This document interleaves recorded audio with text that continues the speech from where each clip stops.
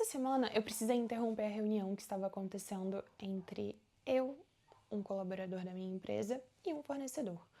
Eu já venho contar para vocês exatamente o que aconteceu, mas o intuito desse vídeo, gente, é compartilhar com vocês quais são as coisas que eu acho estritamente necessárias que vocês saibam caso vocês estejam pensando em começar a empreender jovem. Porque eu tenho 25 anos hoje, mas eu abri minha empresa quando eu tinha 21 e eu me peguei empregando mais de 120 pessoas que têm muitas vezes o dobro ou o triplo da minha idade. E 3 erros que eu acredito que eu cometi por não saber exatamente como fazer, como me portar, como passar por isso, que se eu tivesse começando lá atrás, essas seriam as principais coisas que eu gostaria de saber, porque o restante vão ter muitos desafios, muitos erros, mas isso a gente vai galgando durante o caminho, sabe? A gente descobre, porque na hora do aperto, nós somos mestres em arrumar soluções. Eu posso dizer isso pra vocês com toda a certeza do mundo, mas tem 3 coisas que são essas que a gente vai conversar hoje, que eu considero essenciais se você tá pensando em começar a empreender ou se você já tem o seu negócio. Vamos lá, a primeira que tem a ver com o motivo dessa reunião que eu precisei interromper, você vai ser subestimada. Você vai ser subestimada se você for jovem, se você for mulher, que as pessoas não estejam acostumadas a trabalhar. Não quero partir para a vitimização aqui de nada. É só um fato que eu estou constatando. Por que eu precisei interromper esse fornecedor e esse funcionário? O fornecedor, ele foi no meu escritório me procurar porque ele queria que eu voltasse a comprar com ele. Mas eu não estava comprando com ele porque eu achei um fornecedor que me oferece um produto melhor com um custo menor. Eu não vou simplesmente pelo brilho nos olhos dele gastar mais sem necessidade, né, gente? Mas ele tentou iniciar com um assunto de fluxo de caixa, porque se você comprar de mim, você não precisa comprar essa quantidade toda que você compra desse produto de uma vez e não precisa descapitalizar tanto. E aí os dois começaram a conversar, não, porque então aí você pode entregar diretamente nos locais que a gente atende, e aí você entrega na segunda e na sexta, que são os dias que de fato nós entregamos material, mas isso é uma coisa que hoje é responsabilidade da minha empresa. Eu tenho um motorista, nós temos um carro, ele pega o material no nosso depósito e vai toda segunda e toda sexta entregar isso nos hospitais. E os dois conversando, que não, que você poderia fazer assim, que assado, que eu precisei falar, licença, vocês estão indo muito longe. Fulano, que eu não vou falar o nome do fornecedor aqui, muito obrigada pela sua visita, gosto muito de você, não tenho nada contra, a gente teve uma parceria durante muito tempo, mas eu não estou interessada.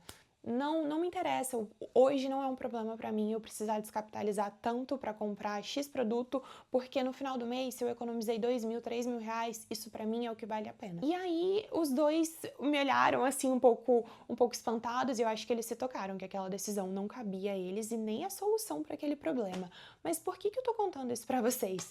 Porque isso vai acontecer muito, gente. As pessoas vão te julgar pela sua aparência, pelos seus estudos. Às vezes eu vou em reunião, a pessoa que tá ali, que tá nos atendendo, ela se refere, ela faz perguntas ao meu colaborador ao invés de fazer pergunta para mim, que sou a proprietária, que sei exatamente sobre tudo, todos os aspectos. Se eu precisar fazer qualquer área do meu trabalho, até a limpeza, eu tenho conhecimento para fazer. Isso vai acontecer muito. E é muito difícil. No início, eu não entendia muito bem, eu não sabia como lidar, eu não sabia como me portar. Porque a minha tratativa é, em sua maior parte das vezes, com pessoas bem mais velhas do que eu, que já trabalham nisso há muitos anos.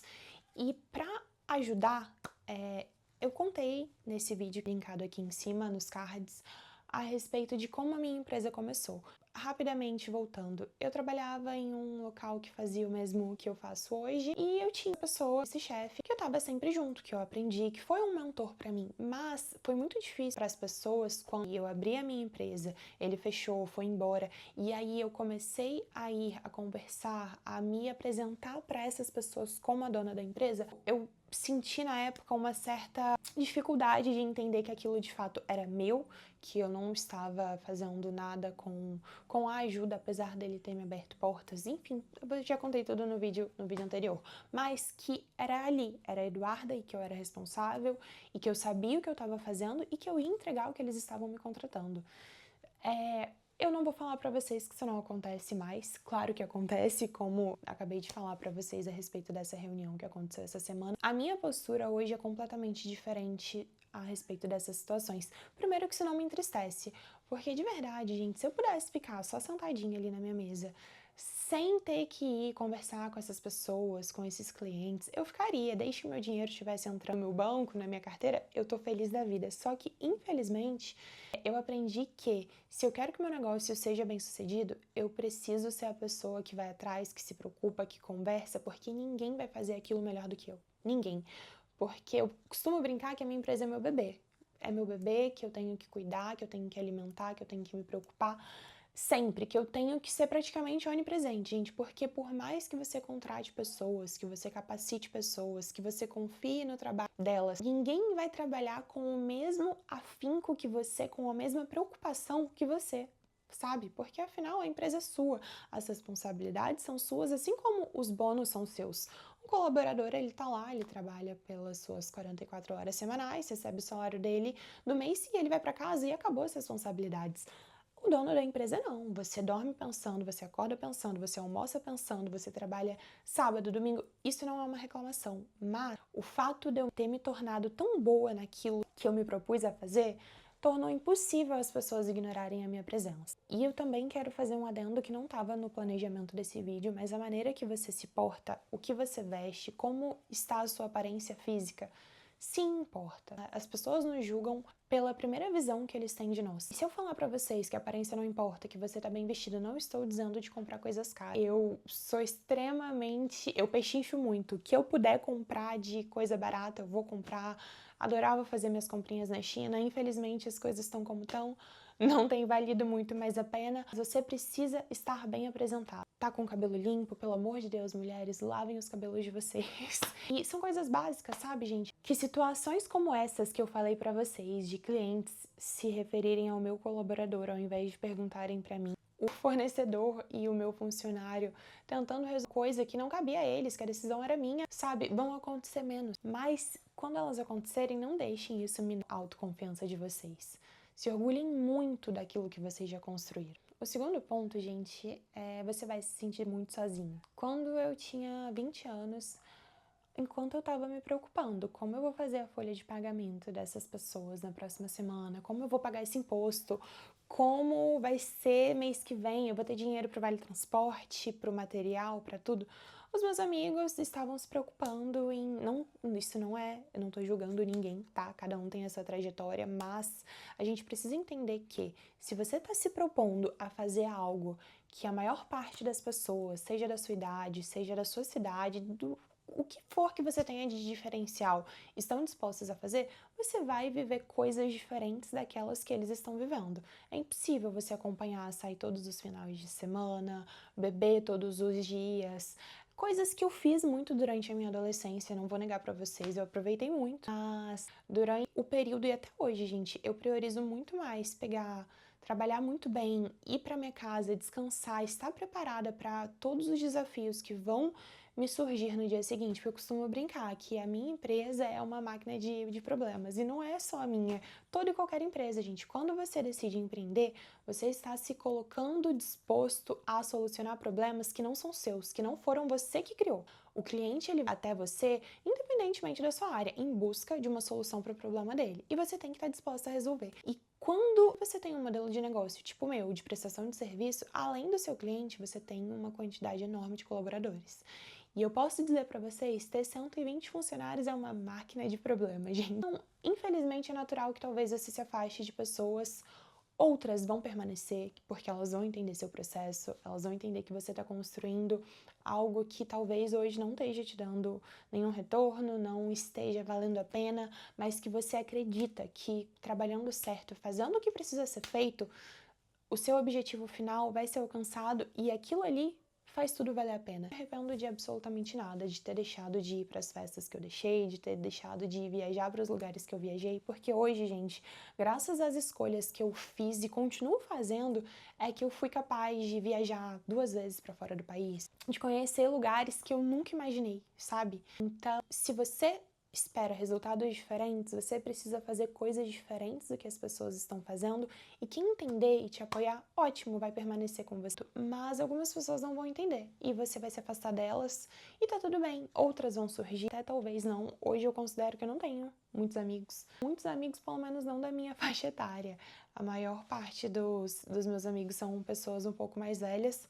Mas eu me sinto muito grata de estar perto deles, sabe? Porque eu não acho que toda relação na nossa vida é baseada em interesse, não. Mas eu não vou falar pra vocês que ter interesse nas relações que estão ao nosso redor, eu considero o caminho ideal para você crescer. Não tô falando de interesse financeiro, eu tô dizendo de interesse no intelecto, sabe?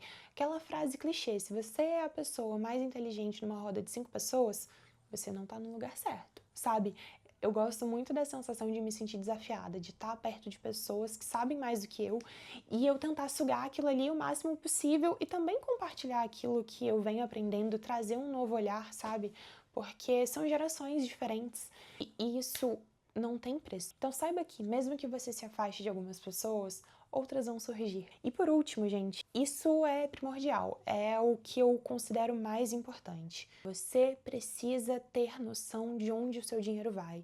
Quando eu digo onde o seu dinheiro vai, eu não estou dizendo onde o seu dinheiro, pessoa física, vai, porque em relação a isso, eu vou ser muito sincera com vocês, eu não sou tão controlada quanto eu deveria ser, mas em relação ao dinheiro da empresa, gente, por favor, vocês precisam ter uma planilha, tenham qualquer coisa, controlem tudo que sai, tudo que entra, tudo que é custo, o custo do seu aluguel, o custo da sua luz, da sua água, de qualquer coisa, do uniforme que você fornece para o colaborador. Porque se você não tiver noção do quanto você está ganhando e o quanto aquele serviço está te custando e o que está sobrando e o que você tem que pagar de imposto sobre aquilo, você não vai perdurar um ano. Você não vai conseguir passar por essa estatística aí que existe no Brasil, que a maioria das empresas quebra no primeiro ano. Porque, gente, eu falo agora uma coisa particular minha. Eu vim de baixo, eu era pobre. É muito fácil você se deslumbrar com aqueles valores milionários na conta e você achar que aquilo ali é seu. Só que, por exemplo, mais uma vez no meu caso, eu presto serviços em hospitais. São 120 colaboradores. Eu tô nesses contratos já tem 4 anos. Alguns colaboradores entraram, outros saíram, mas eu tenho pessoas que estão comigo desde 2021, tenho pessoas que foram contratadas depois, porque daqui a um mês eles encerram meu contrato. Vocês têm noção do passivo trabalhista que eu tenho para pagar? De 40%, de rescisão, de férias proporcional, de 13º, tudo isso. Isso só para o trabalhador. Tirando todos os impostos que a gente sabe, infelizmente o microempreendedor aqui no Brasil ele é punido. O empreendedor é punido no Brasil. A gente pode conversar sobre isso em outro momento também. Mas a questão é, você precisa ser extremamente controlado com o seu dinheiro.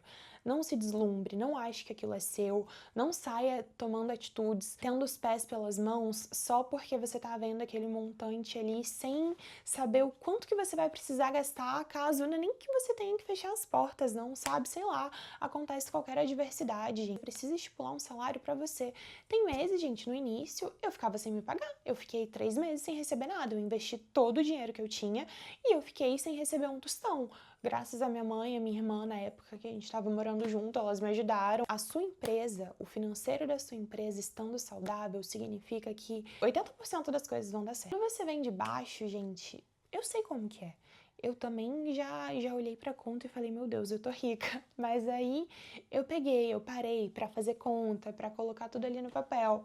Eu vi que o que sobrou não foi muita coisa, sabe? Porque existe uma diferença muito grande entre faturamento e lucro.